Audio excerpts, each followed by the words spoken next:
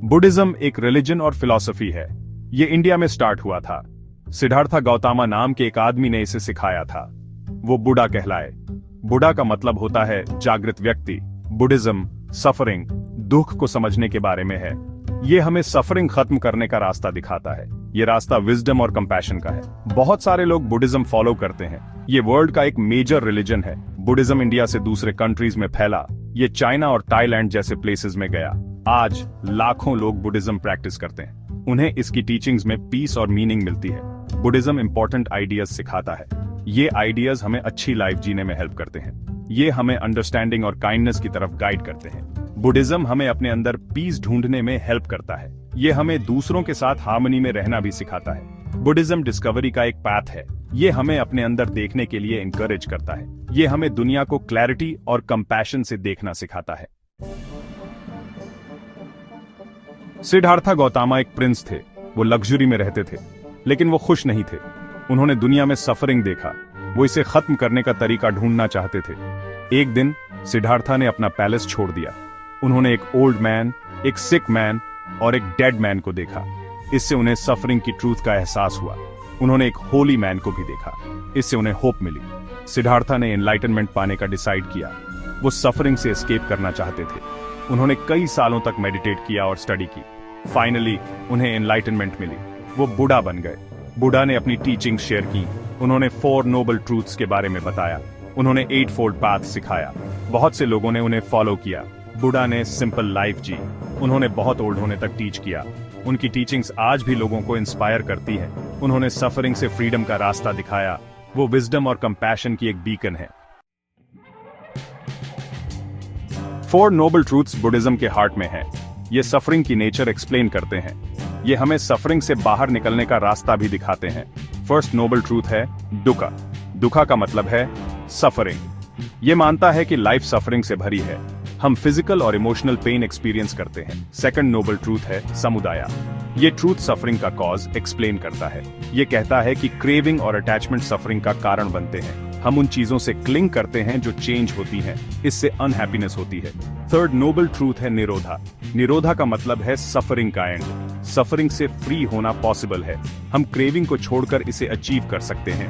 Fourth noble truth है मागा। मागा का मतलब है पाथ। ये 8 फोल्ड पाथ है। ये पाथ सफरिंग के एंड की ओर ले जाता है।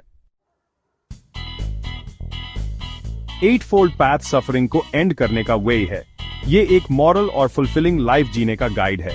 8 फोल्ड पाथ के 8 पार्ट्स हैं: right understanding, right thought, right speech, right action, right livelihood, right effort, right mindfulness और राइट कंसंट्रेशन।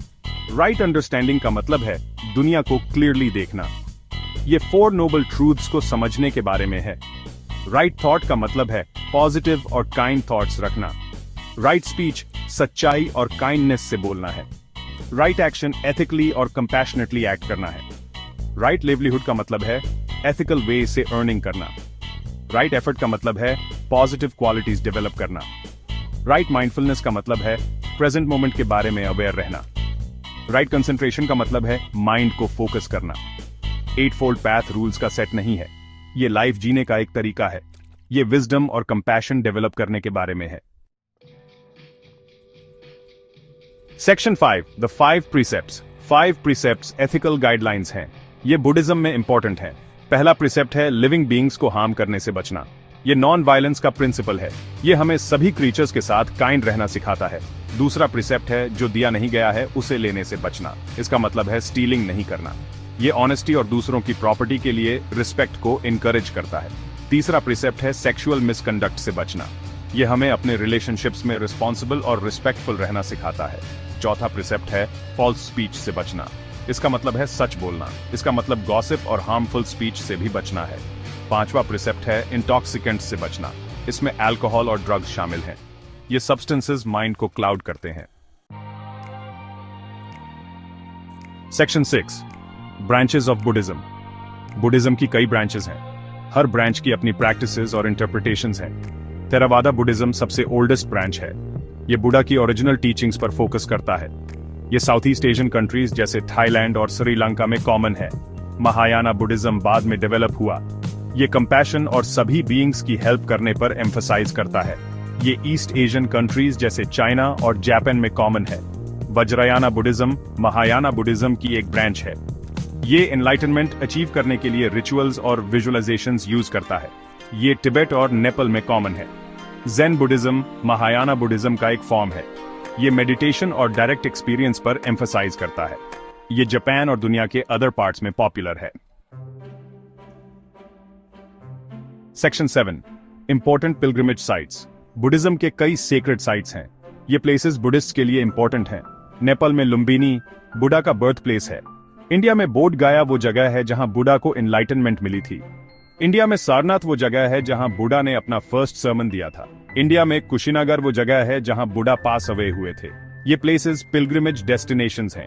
बुद्धिस्ट्स अपने फेथ से कनेक्ट होने के लिए इन्हें विजिट करते हैं। अदर इंपॉर्टेंट साइट्स में इंडिया के बोध गया में महाबोधि टेम्पल, म्यांमार के यांगोन में श्वेदागोन पगोडा और कैम्बोडिया के सियम रीप में अंकोर वाट शामिल हैं।